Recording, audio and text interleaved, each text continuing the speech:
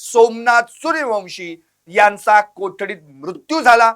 Postmortem अहवाल समोर आला, पण त्या संदर्भात मुख्यमंत्र्यांनी जे निवेदन विधानसभेत सादर केलं ते निवेदन आणि आलेला अहवाल याच्यात विरोधाभास होता।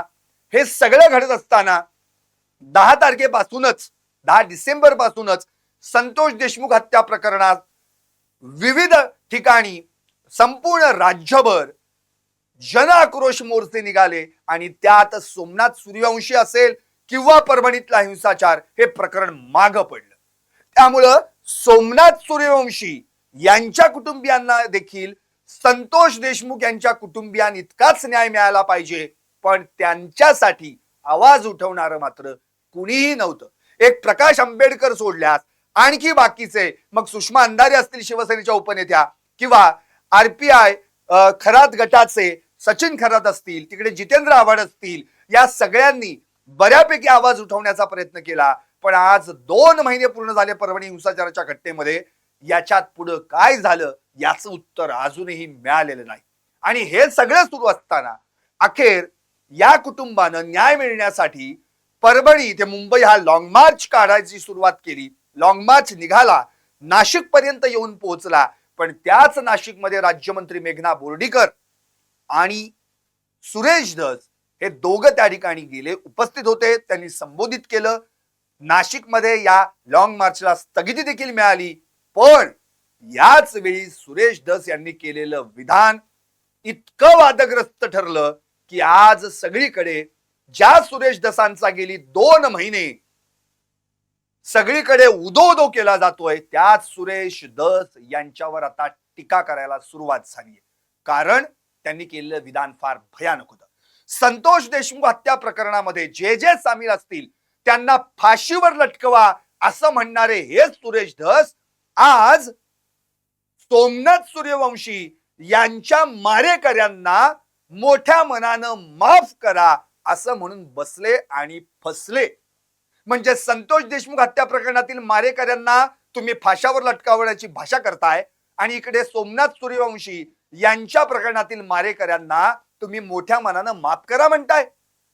संतोष देशमुख हत्या प्रकरणाच्या वेळी तुम्ही जे काही ते बीड प्रशासन, जे पोलीस प्रशासन होतं, त्यावर मोठा आसूड ओढायचा प्रयत्न केलात आणि 1-2 नव्हे, जवळपास 250-300 पोलिसांची यादी तुम्ही मुख्यमंत्र्यांना सादर केली। कशासाठी?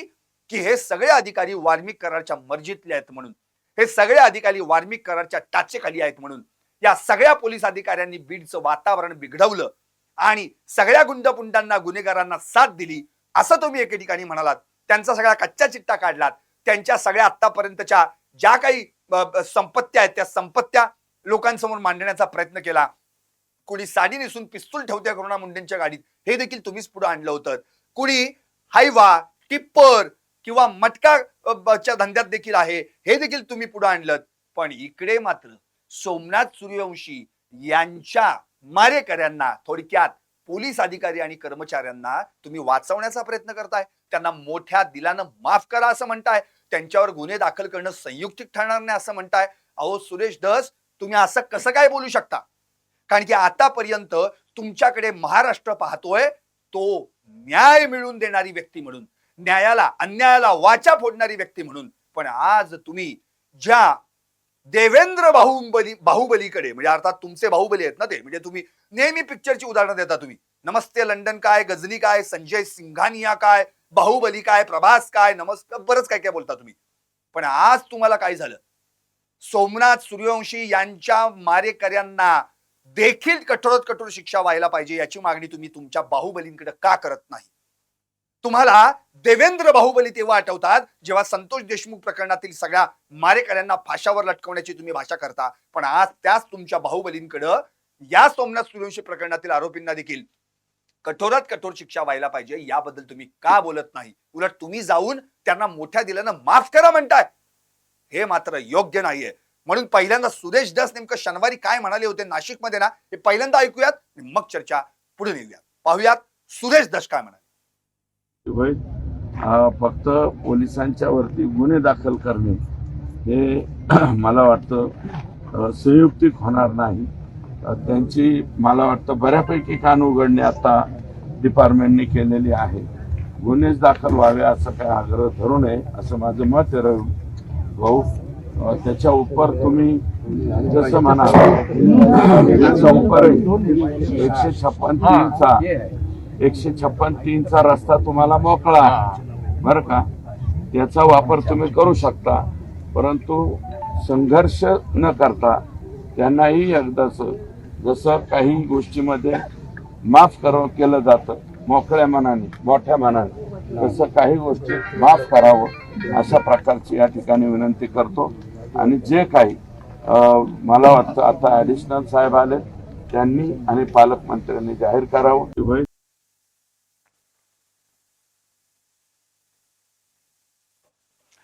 ऐकलत सुरेश धस यांनी कशी बाजू घेतली आहे पोलिसांची. एकीकडे बीड मध्ये जे प्रशासन आहे, पोलीस प्रशासन, ते सगळं बिघडलेलं आहे. या सगळ्या लोकांना लुटारूंच्या टोळ्या काढायला सांगा, किंवा हे वाळू माफिया देखील बनू शकतात भविष्यात, यांना रिमूव्ह फॉर सर्व्हिस करा, अशी भाषा बोलणारे हे सुरेश धस परभणीत जाऊन काय बोलतायत, तर या पोलिसांना मोठ्या मनानं माफ करा. बघा त्यांची वाक्य आताच तुम्ही ऐकलेत. काय म्हणाले ते सुरेश धस? परभणीत जो मुंबई लॉंग मार्च काढण्यात आला होता त्या संदर्भामध्ये मला वाटतं पोलिसांवर गुन्हे दाखल करण्याची मागणी संयुक्तिक होणार नाही.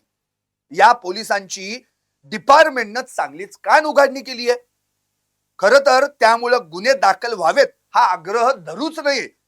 कायद्याचा रस्ता तुम्हाला मोकळा आहे. संघर्ष न करता त्या पोलिसांना मोठ्या मनानं माफ करा. सुरेश धस, तुम्ही आतापर्यंत जो संतोष देशमुख हत्या प्रकरणातला घटनाक्रम सांगितला तेव्हा महाराष्ट्र हादरला होता, ऐकून डोळ्यात पाणी आलं होतं. पण सोमनाथ सूर्यवंशी यांच्या कुटुंबियांना देखील तितकाच न्याय मिळाला पाहिजे का? तर ते तुमच्या मतदारसंघात किंवा तुमच्या जिल्ह्यात परभणी येत नाही म्हणून? तुम्ही बीड जिल्ह्यातल्या आष्टी तालुक्याचे आमदार आहात म्हणून? का त्या ठिकाणी तुमचा राजकारणाचा मेळ बसत नाही म्हणून? सोमनाथ सूर्यवंशी यांच्या कुटुंबाला देखील तितकाच महत्वाचा न्याय मिळाला पाहिजे जितका संतोष देशमुख यांच्या कुटुंबियांना मिळाला पाहिजे. तिकडे संतोष देशमुख यांच्या आईनं आपला मुलगा गमावला, इकडे सोमनाथ सूर्यवंशी यांच्या आईनं म्हणजे विजयाबाईंनी देखील आपला मुलगा गमावलाय. तिकडं धनंजय देशमुख यांनी आपला भाऊ गमावलाय, इकडं देखील सोमनाथ सूर्यवंशी यांचे भाऊ अविनाश प्रेमनाथ यांनी आपला भाऊ गमावलाय. काय फरक पडला दोन्ही कुटुंबांमध्ये? दोन्ही कुटुंबांमधला व्यक्ती गेलाय, जीव गेलाय का माणसाचा, आणि तुम्ही हे बायफर्केशन करताय. या बायफर्केशनला अर्थच काय आहे? कारण की आतापर्यंत तुमच्याकडे आम्ही ज्या नजरेतनं पाहतो, तुम्हाला प्रसार माध्यम असेल किंवा महाराष्ट्र, सुरेश धस कोणत्याही बाबतीत फरक करणार नाहीत. सुरेश धस कोणत्या समाजाचं नेतृत्व करून पुढे येत नाहीयेत. सुरेश धस फक्त संतोष देशमुख यांचा जीव गेलाय आणि ज्यांनी घेतलाय त्या मारेकऱ्यांना पूर्णपणे नेस्तनाबूत करण्यासाठी, जमीनदोस्त करण्यासाठी, फासावर लटकवण्यासाठी लढतायत. अशीच भूमिका सगळ्यांनी तुमच्या बाबतीत घेतली आहे. कारण की तुम्हीच तर म्हणता ना, अहो त्याला मारायचाच होता तर असा नव्हता मारायचा होता, इतका हाल हाल करून का मारला, आणि म्हणूनच आम्हाला ह्या प्रकरणात न्याय हवाय. कितीतरी जन आक्रोश मोर्चांमध्ये तुम्ही गेलात, प्रत्येक वेळी सभेमध्ये आपली भूमिका मांडलीत.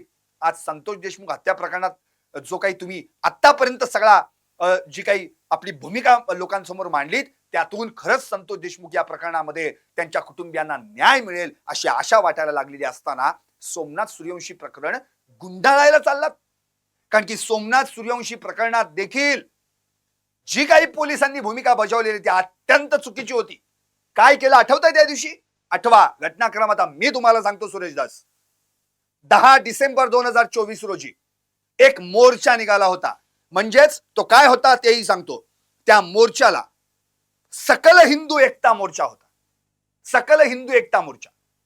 9 तारखेला बीड मध्ये प्रकरण घडलं होतं, संतोष देशमुख यांची हत्या. अख्ख्या महाराष्ट्रात हे वातावरण तापलं होतं. दुसऱ्याच दिवशी बीड पासून काही अंतरावर असलेल्या परभणी जिल्ह्यात या मोर्चाला पोलिसांनी परवानगी दिलीच कशी? पहिला मुद्दा हा येतो. बीड परभणी किती अंतर आहे? तुमच्या बीड मधले पडसाद परभणी तुमच्यात नाहीत.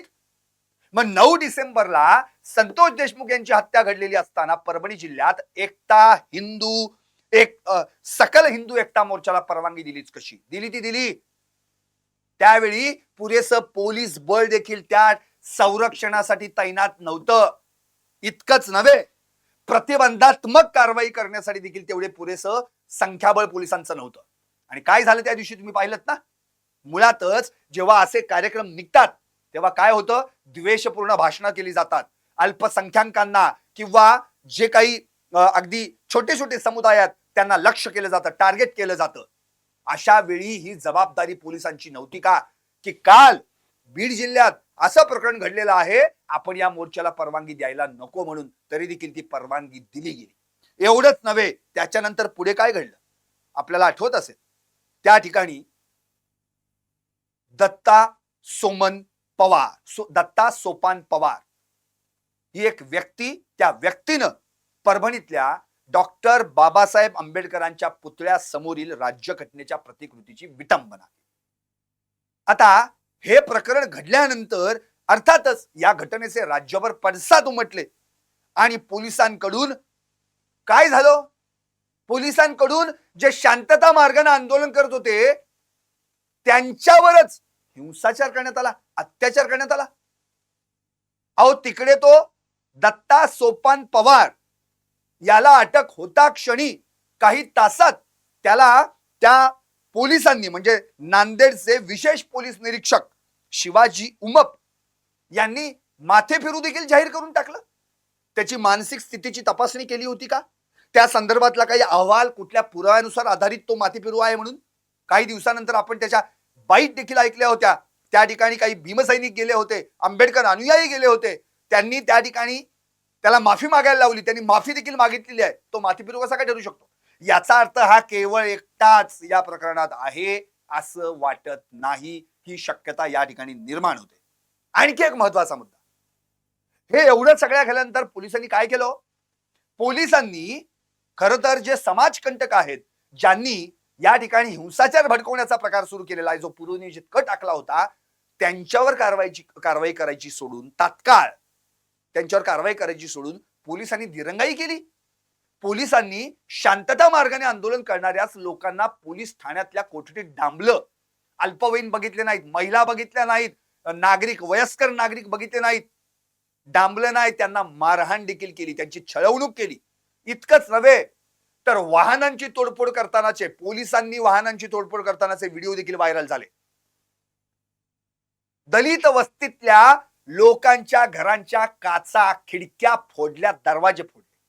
हे एवढं सगळं कोणी केलं, कोणत्या अधिकाऱ्यांनी हे आदेश दिले होते आणि कोणत्या पोलीस कर्मचारी आणि अधिकाऱ्यांनी हा आदेश राबवला. काय केलं नंतर तुम्ही, पोलीस कोम्बिंग ऑपरेशन काढलं. कोम्बिंग ऑपरेशन, शोध मोहीम. म्हणजे हे कोण समाजकंटक आहेत ते शोधण्यासाठी तुम्ही दलित वस्त्यांमध्ये घुसून, घरात घुसून लोकांना बाहेर काढून पोलीस ठाण्यात डांबलं.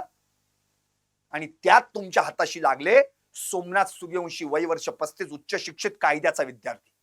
काय केलं तुम्ही त्याच्यासोबत, कोठडीत डांबलत, मारहाण केलीत, अमानुष शरीरावर त्यांच्या खुणा होत्या मारल्याच्या, असं वकिलांनी स्पष्ट सांगितलंय त्यांच्या. आणि त्याच वकिलांनी जेव्हा त्यांना विचारलं तेव्हा सोमनाथ सूर्यवंशींनी नाही म्हटलं, कारण की त्यांच्यावर दबाव होता. आणि नंतर 15 डिसेंबर म्हणजे 5 दिवसांनी सोमनाथ सूर्यवंशींचा मृत्यू झाला कस्टडीमध्ये असताना. हे पोलीस मारेकरी नव्हते. या पोलिसांना काय यांचं काय लोणचं घालायचंय का, काय यांना काय राष्ट्रपती पदक द्यायची आहेत, वा वा खूप छान काम केलं म्हणून.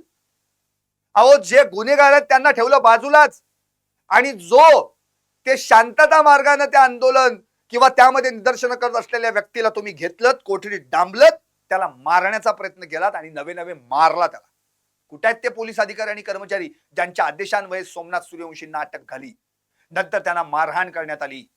आणि नंतर पोस्टमार्टमचा अहवालाला त्यामध्ये स्पष्ट म्हटलं होतं, दुखापतीमुळे झालेल्या धक्क्यानं सोमनाथ सूर्यवंशी यांचा मृत्यू झाला. पण मुख्यमंत्र्यांनी विधानसभेत दिलेलं निवेदन त्यामध्ये काय म्हटलं गेलं की त्यांना श्वसनाचा विकार होता म्हणून हार्ट अटॅकने त्यांचा मृत्यू झाला. श्वसनाचा? अहो विजयाबाई त्यांची आई आहेत ना, त्या स्पष्ट सांगतायत की सोमनाथ सूर्यवंशीची प्रकृती व्यवस्थित होती, त्याला कोणताही श्वसनाचा, दम्याचा, अस्थमाचा त्रास नव्हता. आणि तुम्ही थेट निवेदन मांडून मोकळं केलं. अहो त्या दिवशी काय प्रसंग गुदरला त्या माऊलीवर माहिती का तुम्हाला. तिथले एक पोलीस अधिकारी आहेत, सत्यशोधन समिती, या ठिकाणी सत्यशोधन समिती नेमण्यात आली. कशासाठी, परभणीत घडलेला जो हिंसाचार आहे त्या हिंसाचाराला आणि सोमनाथ सूर्यवंशी यांच्या मृत्यू प्रकरणाला वाचा फोडण्यासाठी खरं काय घडलं? सत्यशोधन समितीमध्ये कोण कोण होतं तेही सांगतो. कोण होते सदस्य? ऍडव्होकेट अभय टाकसाळ, ऍडव्होकेट पवन जोंधळे, सुधीर साल्वे, विकास गायकवाड, प्रीतम घागवे आणि राहुल प्रधान. हे सगळे त्या ठिकाणी या सगळ्यांनी मिळून सत्यशोधन काढण्याचा प्रयत्न केला आणि मग ते जे निष्कर्षापर्यंत पोहोचेल तो धक्कादायक निष्कर्ष होता. या सत्यशोधन समितीने काही जणांच्या मुलाखती देखील घेतल्या आणि त्या मुलाखतींमध्ये समावेश होता सोमनाथ सूर्यवंशी यांच्या कुटुंबियाचा. काय म्हणाले होते ते? विजयाबाईंनी सांगितलंय आणि त्यांचे दोन भाऊ सोमनाथचे अविनाश आणि प्रेमनाथ. विजयाबाई काय म्हणाल्या सांगतो तुम्हाला. सोमनाथचा मृतदेह परभणीला आणू नये म्हणून पोलीस अधीक्षकांकडून माझ्यावर दबाव टाकला गेला पोलीस अधीक्षकांकडून की सोमनाथ सूर्यवंशीचा मृतदेह परभणीत आणू नये. आता हे झाल्यानंतर का असा का दबाव टाकण्यात आला? तर परभणीत 70,000 लोक आहेत. उद्या जर दंगल उसळली तर काय करणार? तुम्ही जबाबदारी घ्याल का? असा प्रश्न ज्या आईचं लेकरू कोठडीत मृत्यू पावलंय तिला विचारला जातो. मग त्या माऊलीने पण जशास तसं उत्तर दिलेलं आहे. काय म्हणाले त्या? तुम्हाला 70,000 लोक दिसतायत आणि त्यांची जबाबदारी मी घ्यायची असं म्हणताय? अहो, माझा मुलगा 5 दिवस तुमच्या कोठडीत होता आणि तिथंच त्यांनी दम तोडला. त्याच्या मृत्यूची जबाबदारी तुम्ही घेत नाही का? आता माझाच प्राण मी इथं सोडू? तेव्हा कुठं घाबरलेल्या या पोलिसांनी तो मृतदेह त्यांच्या ताब्यात दिला आणि मग परभणीत येऊन त्या मृतदेहावर अंत्यसंस्कार करण्यात आले, तेही शांततापूर्ण वातावरणात. पण या अंत्यसंस्कारात शांततापूर्ण वातावरण टिकवण्याची जबाबदारी ज्या तिथल्या नेत्यानं घेतली होती, आंबेडकरी चळवळीतील नेत्यानं, ते विजय वाकोडे यांचा मात्र दुर्दैवी मृत्यू झाला. कारण सोमनाथ सूर्यवंशी यांच्या अंत्यसंस्कारानंतर विजय वाकोडे यांचं हार्ट अटॅकनं निधन झालं. किती माणसांच्या मृत्यूला जबाबदार ठरले हे पोलीस? मग किती? सोमनाथ सूर्यवंशींचा मृत्यू कोठडीत झाला. अंत्यसंस्कार व्यवस्थित शांततापूर्ण याच्यात व्हावा यासाठी ज्यांनी प्रयत्न केले त्यांचा हार्ट अटॅकनं मृत्यू झाला विजय वाकोडे. हिंसाचारात महिलांवर अत्याचार झाले, हिंसाचार झाले परभणीमध्ये, अमानवी छळवणूक झाली. कोम्बिंग ऑपरेशनच्या नावाखाली पोलिसांनी वाहनं तोडली, घरं तोडली, लोकांना मारहाण केली, निष्पाप लोकांना विनाकारण छळलं, मारलं. या सगळ्यांची भरपाई कोण करणार? आणि राहिला भरपाईचा विषय, मुख्यमंत्र्यांनी 10 लाखाची नुकसान भरपाई जाहीर केली. कुणाला? सोमनाथच्या आईला, कुटुंबाला. पण विजयाबाईंनी ती नम्रपणे नाकारली. आम्हाला 10 लाख रुपये नकोत, आम्हाला सोमनाथला ज्यांनी मारलंय त्या मारेकऱ्यांना शिक्षा व्हायला पाहिजे, आम्हाला न्याय पाहिजे. आता प्रश्न हाच उरतो, या विजयाबाईंना, या सोमनाथच्या संपूर्ण कुटुंबियांना न्याय देण्याची जबाबदारी कुणाची आहे? कुणाची आहे? काही प्रश्न आहेत माझ्याकडे. पोलिसांकडून मारहाण करणाऱ्या पोलीस अधिकाऱ्याचं नाव जाहीर झालं. सोमनाथला कोणी मारलं जाहीर केलं, त्याच्यावर केस दाखल झाली का हो? हा माझा पहिला प्रश्न आहे. दुसरा, अमानुष मारहाणीच्या 12 तक्रारी दाखल झाल्या. 12 सत्यशोधन समितीकडे रजिस्टर पोस्टाने केल्या. घाबरून कुणीतरी रजिस्टर पोस्टाने केल्या. या सगळ्यांनी नको पुढे यायला म्हणून. आपण काय झालं त्या तक्रारींचं? FIR तरी नोंदवून घेतली का? आतापर्यंत काय झालं त्या तक्रारींचं? म्हणजे त्यांच्यावर कारवाई देखील झालेली नाही. ज्या तक्रारी, ज्या पोलीस अधिकारी आणि कर्मचाऱ्यांची नावं होती, आणि तुम्ही धस म्हणताय की या पोलिसांना माफ करा. अहो, कुठल्या भाषेत आणि कुठल्या पद्धतीतून तुम्ही बोलताय? ये बात कुछ हजम नाही हुई.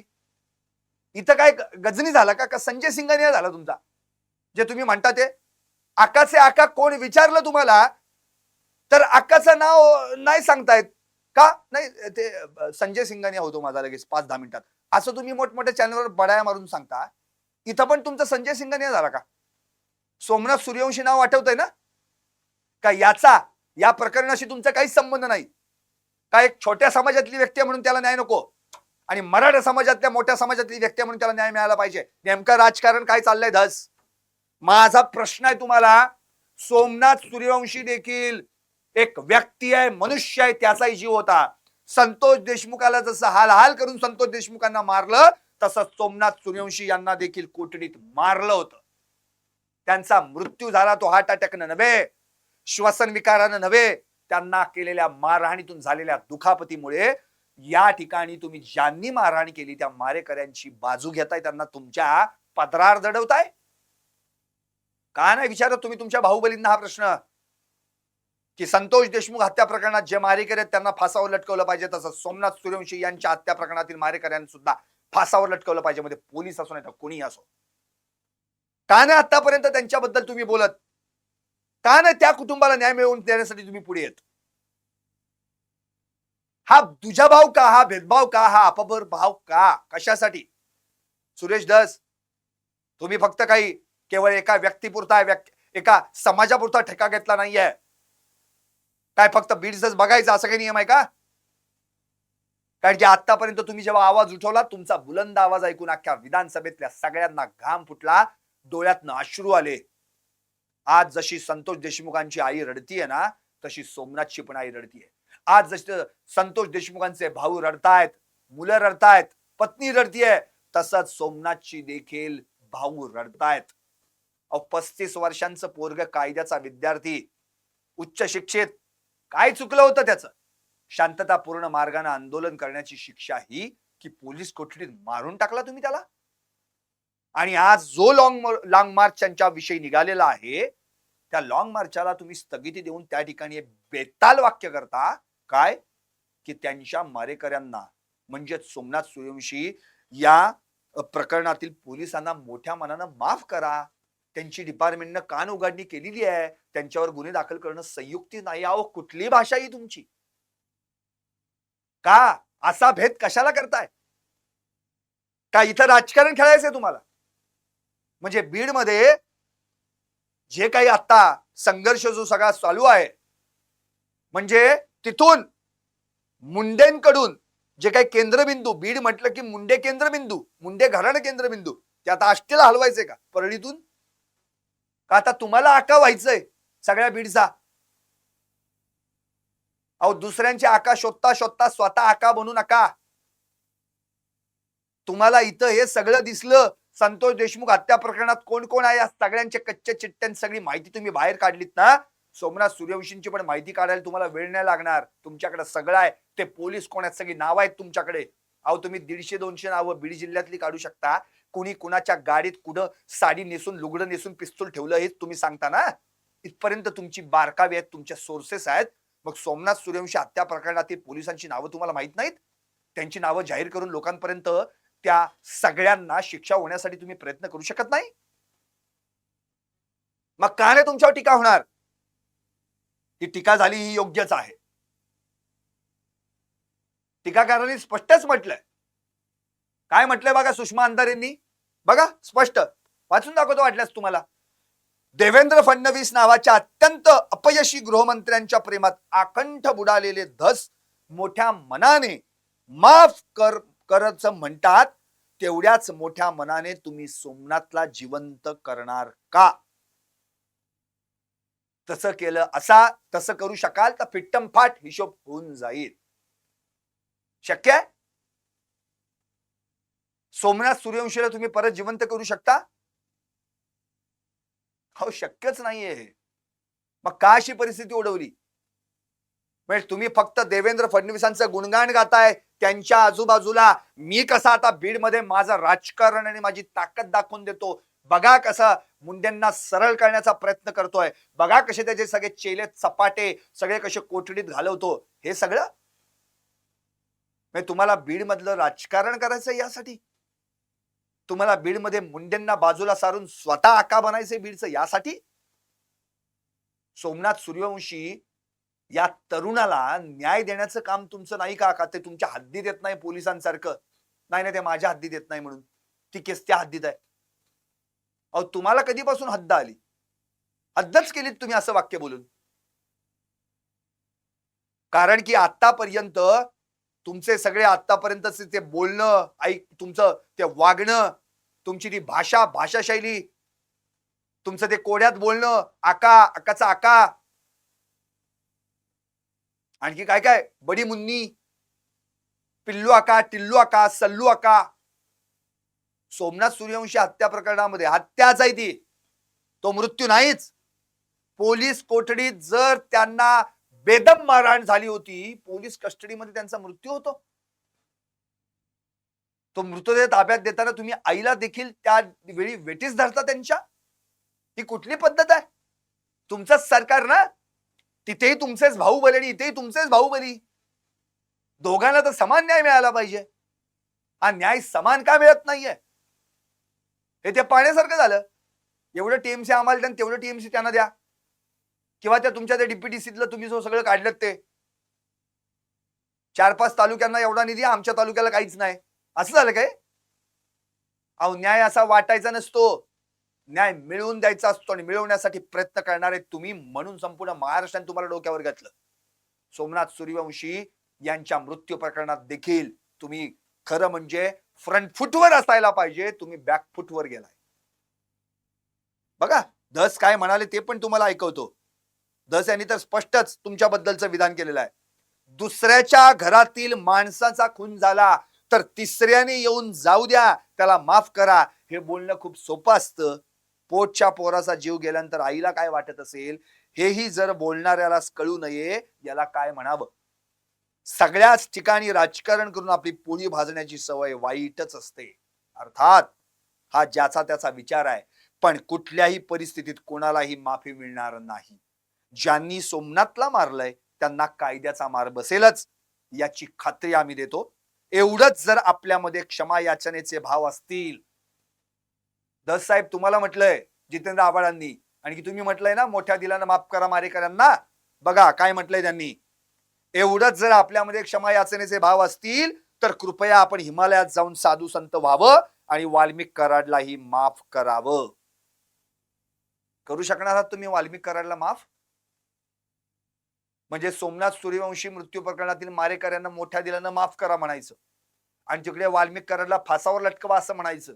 हा कुठला दुष्भाव आणि हा कुठला भेदभाव आणि हा कुठला न्याय? एकाला न्याय दुसऱ्याला अन्याय. वाल्मिक कराडला संपवण्याची भाषा करणारे, वाल्मिक कराडला फासावर लटकवण्याची भाषा करणारे, वाल्मिक कराडला आत टाकून त्याला बेड्या घालून त्याला कोठडीत सडवण्याची भाषा करणारे सुरेश धस, तुम्ही सोमनाथ सूर्यवंशींच्या मृत्यू प्रकरणातील मारेकऱ्यांना मोठ्या दिलानं माफ करा, त्यांच्यावर गुन्हे दाखल करू नका, इथपर्यंत बोलताय तुम्ही. म्हणजे नेमकं काय आहे आणि काय दडलंय याच्यामध्ये? सुरेश धस, खरं तर सगळ्यात महत्वाचा मुद्दा हाच होता की तुमच्याकडनं ही अपेक्षाच नव्हती. शेवटी काय झालं, टीकेला तुम्हाला म्हणजे टीकेचं धनी बनावंच लागलं. आरपीआय खरात गटाचे राष्ट्रीय अध्यक्ष सचिन खरातकर यांनी स्पष्टपणे म्हटलेलं आहे की सुरेश धस तुम्ही आमच्या प्रकरणात लुडबुड करू नये, स्पष्ट म्हटलंय त्यांनी. जेव्हा सोमनाथ सूर्यवंशी यांना मारहाण झाली त्याच्यानंतर त्यांचा कोठडीत मृत्यू झाला, त्यांच्याविषयी किती आवाज उठवला गेला याबद्दल त्यांनी भाष्य केलंय. बघा काय म्हटलंय त्यांनी. ज्या पोलिसांनी सोमनाथ सूर्यवंशीला मारहाण केली, ज्या पोलिसांनी वत्सला मानवतेला मारहाण केली, ज्या पोलिसांनी निकिता वाटोरे यांना मारहाण केली, ज्या पोलिसांनी आमच्या सुशिक्षित भीमसैनिकांना जबर मारहाण केली, त्या पोलिसांची बाजू भाजप आमदार सुरेश धस घेतायत का? त्यामुळे भाजप आमदार सुरेश धस यांनी परभणी प्रकरणात लुडबुड करू नये. न्याय मिळवण्यासाठी आम्ही आंबेडकरी जनता आणि आंबेडकर नेते खंबीर आहोत. तुम्ही त्या लॉंग मार्च मध्ये गेलात, त्या ठिकाणी तुम्ही हे स्पष्टपणे बोलून बसलात की या मारेकऱ्यांना माफ करा. सुरेश धस हे वागणं बरं नव्हतं. कारण की आतापर्यंत तुमच्याकडनं जी भूमिका अपेक्षित आहे ती भूमिका न्याय मिळवून देण्याची आहे. संतोष देशमुख हत्या प्रकरणात तुम्ही जे लक्ष घातलात ना, त्यामुळं सर्वसामान्य जनतेला देखील वाटलं की बास आता कोणीतरी महाराष्ट्रात न्याय मिळवून देणार आहे, आता महाराष्ट्राला अन्यायाला वाचा फोडणारा कोणीतरी भेटलेला आहे. पण तुम्ही बाहुबलींना तुमच्या खुश करण्यासाठी एवढं सगळं करत असाल तर हे चुकीचं आहे, हे चुकीचं आहे. देवेंद्र फडणवीस एकट्या बीड जिल्ह्याचे बाहुबली नाहीत, ते संपूर्ण महाराष्ट्राचे बाहुबली आहेत. देवेंद्र फडणवीसांना संतोष देशमुख प्रकरणात जसा न्याय द्यायचा आहे तसा त्यांना सोमनाथ सूर्यवंशी प्रकरणात देखील न्याय द्यावाच लागेल. जशी त्या आरोपींना कोठडी मिळालेली आहे तशी इकडे देखील या पोलिसांवर कारवाई होणं अत्यंत गरजेचं आहे. आणि यासाठी सुरेश धस तुम्ही फ्रंट फुटवर असलं पाहिजे, बॅकफुटवर असता कामा नये. आता सत्यशोधन समितीमध्ये जे काही निष्कर्ष पुढे आले ते निष्कर्ष फक्त तुम्हाला ऐकवतो आणि थांबतो, कारण की ते निष्कर्ष तुमच्यापर्यंत पोहोचणं अत्यंत गरजेचं आहे. ही सत्यशोधन समिती सोमनाथ सूर्यवंशी मृत्यू प्रकरणात आणि परभणीमध्ये जो काही हिंसाचार झाला ना त्या प्रकरणावर नेमली गेली होती. काय म्हटलं त्यामध्ये? परभणीत संविधानाची विटंबना केवळ दत्ता सोपान पवार यानेच केलेली नाही, अजून काही समाजकंटक आहेत त्यांना शोधणं गरजेचं आहे. पण लगेच पोलिसांनी काही तासात त्याला अटक केली आणि लगेच काही तासात त्याला माथे फिरू म्हणून डिक्लेअर केलं. या घटनेनंतर 10 आणि 11 तारखेला जे काही हिंसक जमावातील सदस्य होते त्यांना तात्काळ अटक का करण्यात आली नाही, हा सवाल या समितीने विचारलाय. त्यामुळे ते पोलीस देखील तितके जबाबदार आहेत. शांततापूर्ण आंदोलन करणाऱ्यांवर हल्ला करून त्यांना ताब्यात घेतलं गेलं ही पोलिसांची चूक नव्हती का? आणि यातच तुम्ही सोमनाथ सूर्यवंशीला अटक केलीत आणि कोठडीत नेलीत. पोलीस कोठडीत डांबून अमानुष मारहाण केलीत. अल्पवयीन बघितले नाहीत, महिला बघितल्या नाहीत, वयस्कर बघितले नाहीत. दलित वस्तीतल्या घरांच्या दार काचा खिडक्या फोडल्यात. कुणी अधिकार दिला होता या पोलिसांना? ज्यांनी कोम्बिंग ऑपरेशन राबवलं आणि त्यांना हे ऑपरेशन राबवण्यासाठी आदेश दिले त्या अधिकारी कर्मचाऱ्यांची नावं का जाहीर केली गेली नाहीत? आणि शेवटचं सूर्यवंशी आणि विजय वाकोडे यांच्या मृत्यू प्रकरणात न्याय कधी मिळणार? कारण त्यांना जे 2.5 दिवस जे पोलीस कोठडीत डांबून ठेवण्यात आलं होतं सूर्यवंशींना, त्यावेळी ड्युटीवर कोण होते पोलीस अधिकारी आणि कर्मचारी यांची नावं जाहीर व्हायलाच पाहिजे. त्यामुळं आता कोणत्याही परिस्थितीत या ठिकाणी न्याय मिळवून द्यायचा असेल तर सुरेश धस हे प्रकरण संतोष देशमुख हत्या प्रकरणा इतकंच ताकदीनं पुढे न्यायला पाहिजे. अख्खा महाराष्ट्र तुमच्या सोबत आहे, पण तुम्ही मध्येच हे प्रकरण थांबवण्याचा प्रयत्न करू नका. कारण या प्रकरणात देखील 2 जीव गेलेत. या प्रकरणात देखील अमानुष मारहाणीला, पोलिसांच्या छळवणुकीला विनाकारण निष्पाप नागरिकांना सामोरं जावं लागलंय. मुळातच तुमचे पोलीस काय दिवे लावतात हे तुम्ही बीडमध्ये सांगितलं ना, तसंच या ठिकाणी परभणीत देखील पोलिसांनी काय दिवे लावले ना याची तपासणी त्या 10 डिसेंबर पासून करायला सुरुवात करा. कारण की ज्या दिवशी सकल हिंदू मोर्चाला परवानगी देणारे हेच ते पोलीस होते. 9 डिसेंबरला एवढं मोठं प्रकरण घडून सुद्धा शेजारच्या बीड जिल्ह्यात तुम्ही म्हणजेच पोलिसांनी या मोर्चाला परवानगी कशी काय दिली? कसं काय त्यावेळी समाजकंटक अगदी उफाळून आले? राज्य घटनेच्या प्रतिकृतीची विटंबना करण्या इतपत त्या समाजकंटकांची मजल गेली आणि असं काय केलं की हे सगळे माथे फिरून निघतात? याचा अर्थ तुम्हाला करायचं काय? तुमच्या पोलीस खात्याला वाचवण्यासाठी हा सगळा प्रकार आहे. गृहमंत्री खातं तुमच्याच भाऊबलींचं ना. कसं काय म्हणू शकता तुम्ही की माफ करा म्हणून? कळणार का सोमनाथ सूर्यवंशी तुम्ही जिवंत जेव्हा संतोष देशमुख हत्या प्रकरणात तुम्ही नेहमी हे वाक्य उच्चारता, नेहमी वाक्य उच्चारता की संतोष देशमुख यांना जिवंत करून आणा, हे सगळं प्रकरण थांबेल म्हणून. शक्य आहे? अहो, गेलेला माणूस परत आणता येत नाही, पण गेलेल्या माणसाला आणि ज्या घरातून तो माणूस गेला त्याच्या कुटुंबियांना न्याय मिळवून देता येतो. हे तुम्ही तुमच्या भूमिकेतून स्पष्ट केलेलं असताना देखील आज तुम्ही ते कच खाल्लीत. धस तुम्ही खाल्लीत कच. सोमनाथ सूर्यवंशी हत्या प्रकरणात हत्याच, कारण की अहवाल दिला पोस्टमार्टमचा तुम्ही, श्वसन विकाराच्या आजारानं त्यांचा मृत्यू झाला म्हणे. अहो, पण त्यांच्या शरीरावर वळलेल्या खुणा, त्यांना केलेली बेदम मारहाण, त्याचं काय झालं? तो प्राथमिक अहवाल पोस्टमार्टमचा होता, त्याचं काय झालं पुढे? या सगळ्या प्रकरणाचा तपास करायला नको? म्हणून एकाला एक न्याय, एकाला दुसरा न्याय, हा न्याय अन्याय महाराष्ट्र सहन करणार नाही. सुरेश दास, तुम्ही स्वतः पेटलात पण इतरांनाही पेटवलंय. आता स्वतः विझू नका आणि इतरांना पण विझवण्याचा प्रयत्न करू नका. कारण की ही पेटापेटी राजकारणापुरती असेल ना तर आत्ताच पेटीत टाकून ठेवा. त्याच्यातनं तुम्हाला काही हाती लागणार नाही. कारण की जर या प्रकरणातून तुम्ही फक्त राजकारणासाठी आणि राजकीय पोळी भाजण्यासाठी हे सगळं करताय, हे जर महाराष्ट्राला कळालं किंवा महाराष्ट्राच्या तसं नजरेस पडलं किंवा महाराष्ट्रासमोर हे आलं तर सुरेश धस, तुमचं राजकारण धोक्यात येईल. कारण आतापर्यंत तुमची सगळी वाक्य आम्ही ऐकलेली आहेत. मी कुणाच्या बापाला घाबरत नाही, हे तुमचंच वाक्य होतं. नमस्ते लंडन, बच्चनचे सगळे पिक्चर्स, तुम्हाला फार पिक्चर बघण्याची हौस आहे आणि तुम्ही फार मोठे डायलॉग पण मारता, पण हे सगळे डायलॉग बाजी तुम्ही ज्या मीडिया समोर करताना त्याच मीडियाच्याच समोर तुम्ही आज एक विधान केलं की या मारेकऱ्यांना, या पोलिसांना माफ करा, त्यांच्यावर गुन्हे दाखल करू नका. हे देखील मीडिया उचलणार नाही असं नाही. कारण की प्रसार माध्यम जसं तुमच्याविषयी चांगलं बोलतात तसंच तुम्ही जर काही वाईट बोललात तर ते दाखवण्याची पण हिंमत राखतात. हे मात्र लक्षात ठेवा. केवळ एकच प्रकरण उचलून धरून त्या प्रकरणामध्ये तुम्ही तुमचा राजकीय काही स्वार्थ साधण्याचा प्रयत्न करत असाल तर तो तुमचा मोठा गैरसमज आहे. कारण खऱ्या अर्थानं महाराष्ट्राची जनता बाहुबली आहे हे तुम्ही विसरू नका. जनता बाहुबली असते. कारण की आज तुमच्या बाहूंमध्ये जे बळ आहे ना, ते बळ आमच्या मतांचं आहे. आमची मतं तुम्हाला मिळतात म्हणून तुम्ही आज हा बाहुबली आणि ती शिवगामिनी आणि तो कटप्पा आणि तो भल्लाल देव असले तुम्ही शब्द बोलता. पण तुमच्या बाहूतलं बळ जर निघालं ना तर मग घरी बसल्याशिवाय काहीच पर्याय नाही. त्यामुळे एक लक्षात ठेवा, जनतेला कमी लेखू नका. जनता ही मतदार आणि मतदार राजा म्हणून तुम्ही एक दिवसापुरतं फक्त त्यांच्या पुढे येऊन मतं मागता आणि उरलेले 5 वर्ष तुम्ही त्यांना गृहीत धरता, तर हे चुकीचं आहे. तुमच्यामुळं हे प्रकरण, संतोष देशमुख हत्या प्रकरण बाहेर पडलं हे आम्ही मान्य करतो. पण आज हे प्रकरण धस साहेब धसास लावण्याचं पण काम तुमचंच आहे. जसं संतोष देशमुख हत्या प्रकरणात न्याय द्यायचा आहे तसाच सोमनाथ सूर्यवंशी मृत्यू प्रकरणात देखील न्याय देण्यासाठी पुढे या.